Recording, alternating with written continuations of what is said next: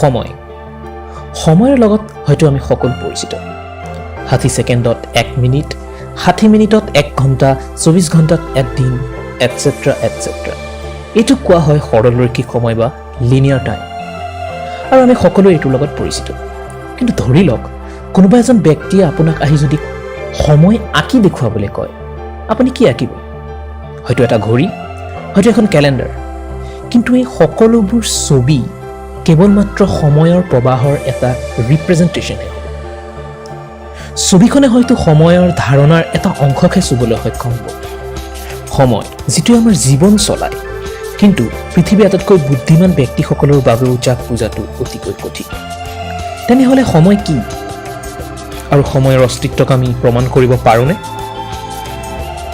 প্ৰায় 2500 বছৰ আগতে এৰিষ্টটলে কৈছিল time is most unknown of all unknowns আৰু এতিয়াও এই বক্তব্য সঁচা আপুনি যদি গুগলত সাৰ্চ কৰে হোৱাট ইজ টাইম আপুনি দেখিব যে সময় এটা মাত্ৰা অৰ্থাৎ ডাইমেনশ্যন আৰু বহু প্ৰকাৰে ই হয়ও আপুনি যদি আপোনাৰ বন্ধু এজনক লগ কৰিবলৈ মাতে আপুনি কেৱল লগ কৰিবলৈ ঠিক কৰা সেই ঠাইডোখৰৰ কথাই নহয় আপুনি সময়ৰো উল্লেখ কৰিব লাগে কিন্তু সময়ৰ এই সূত্ৰত কিছু ভুল নথকা নহয় কাৰণ সময় হৈছে জোখ মাখৰো মাপকাঠি উদাহৰণস্বৰূপে মোৰ জন্ম হৈছিল 1997 চনত যিটো 21 বছৰ আগৰ কথা কিন্তু মই যদি কওঁ মোৰ জন্ম হৈছিল 20 লাখ কিলোমিটাৰ আগত সেইটো কোনো অৰ্থ বহন নকৰে সাধাৰণ মাত্ৰা যেনে দিশ প্ৰস্থ এটসেট্ৰাৰ ক্ষেত্ৰত সেইবোৰৰ মাজেদি আগলে বা পাছলে গতি কৰাটো সম্ভৱ কাৰণ এই মাত্ৰাবোৰ মহাকাশত স্থিতিশীল যদি মই দোকানলৈ বস্তু কিনিবলৈ গৈ কিবা এটা পাহৰি আহোঁ মই অতি সহজে উভতি গৈ পাহৰা বস্তুটো কিনি আনিব পাৰোঁ কিন্তু এই কামটো পুনৰাই কৰিবৰ বাবে লগা সময়খিনি ঘূৰাই পোৱাটো সম্ভৱ নহয় ই অতীতত সদায় কাৰণে হেৰাই গ'ল 3 ডাইমেনশ্যনেল অৰ্থাৎ ত্ৰিমাত্ৰিক মহাকাশত ৰখা এটা বস্তু সেই ঠাইত চিৰদিনৰ কাৰণে হয়তো থাকি যাব উদাহৰণস্বৰূপে মই যদি টেবুলৰ ওপৰত এটা বটল থওঁ সেই বটলটো তাত থাকি যাব কিন্তু সেই বটলটোৱে তথাপিও নিজৰ ওপৰত সময়ৰ প্ৰভাৱ অনুভৱ কৰিব চাবলৈ গ'লে সময় হৈছে এডাল এৰো অৰ্থাৎ কাঁড়ৰ দৰে ই সদায় এটা দিশতে গতি কৰে বিজ্ঞানীসকলে ইয়াক এৰো অফ টাইম বুলি কয় কল্পনা কৰক আপুনি এদিন শুই উঠি নিজকে মহাকাশত উপঙি থকা অৱস্থাত পালে আপুনি ক'ব পাৰিবনে কোনটো আপ কোনটো ডাউন কোনটো লেফ্ট আৰু কোনটো ৰাইট সম্ভৱতঃ নোৱাৰে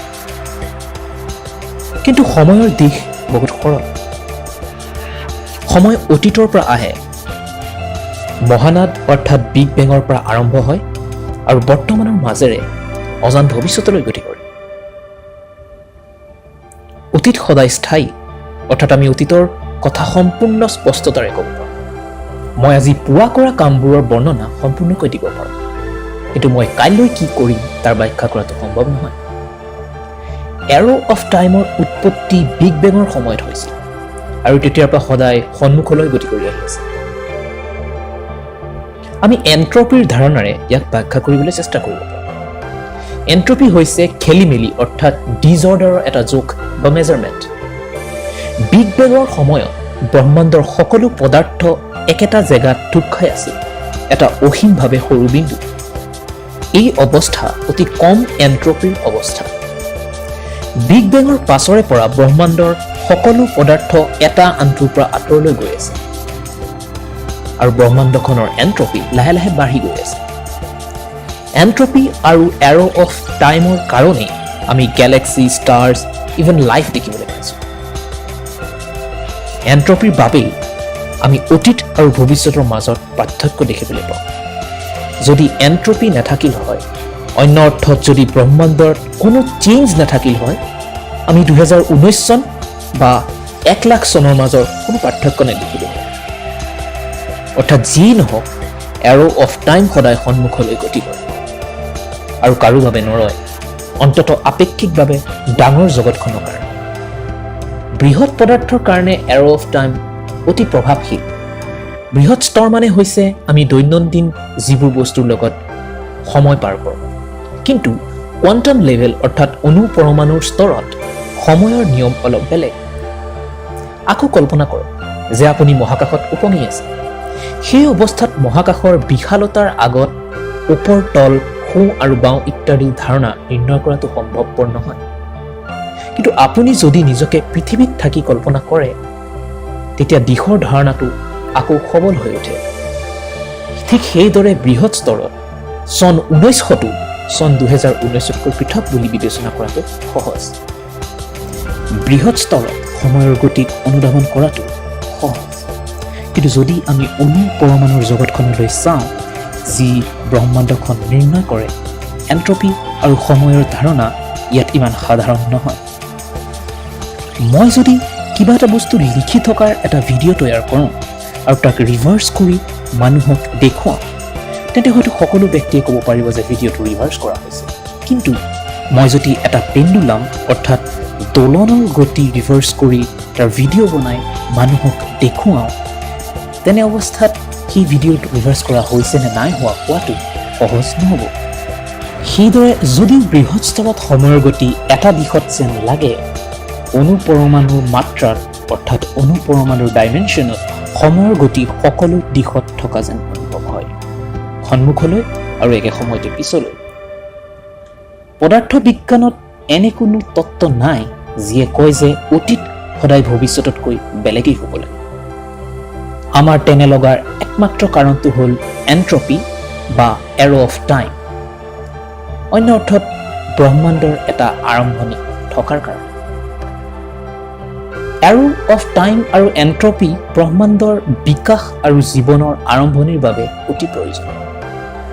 অন্য অৰ্থত এই বৈশিষ্ট্যই ব্ৰহ্মাণ্ডক চলাই নিয়ে।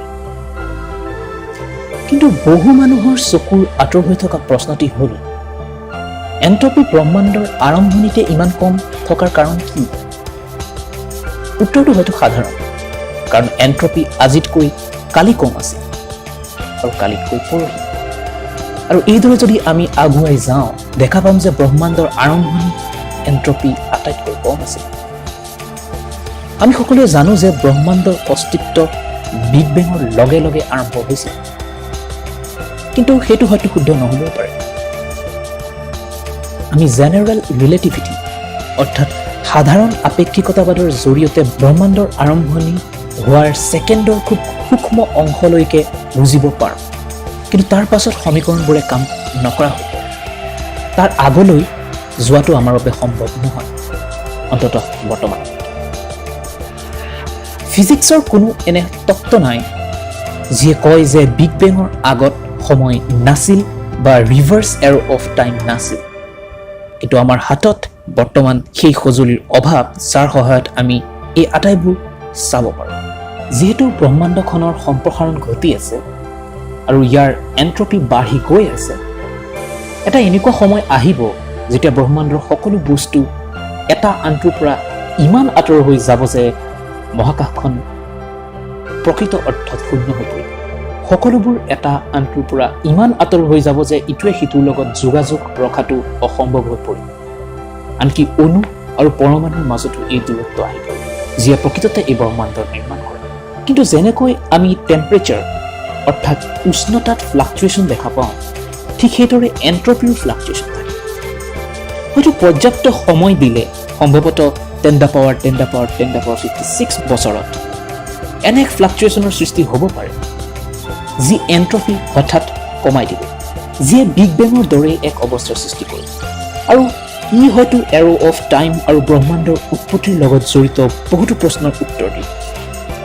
পিছে এই প্ৰশ্নবোৰৰ উত্তৰ পাবৰ বাবে আমি জেনেৰেল ৰিলেটিভিটি আৰু কোৱাণ্টাম মেকানিক্সক একেলগ কৰিব পাৰিব লাগে, যিয়ে অণু পৰমাণুৰ লগত গ্ৰহ নক্ষত্ৰ আদিৰ জগতখনক এক কৰে, যাক কোৱা হয় থিয়ৰী অফ এভৰিথিং, যাৰ সহায়ত হয়তো আমি উত্তৰ দিব পাৰিম বহুতো প্ৰশ্ন, যেনে আমি বাস কৰা ব্ৰহ্মাণ্ডখন সৃষ্টি কেনেকৈ হ'ল আৰু পেৰেল ইউনিভাৰ্ছৰ অস্তিত্ব আছেনে?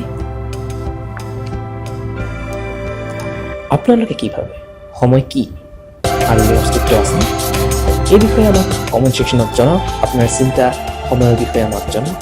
আৰু যদি ভিডিঅ'টো ভাল লাগিল লাইক কৰক, শ্বেয়াৰ কৰক আৰু ছাবস্ক্ৰাইব কৰক। আজিলৈ ইমানেই।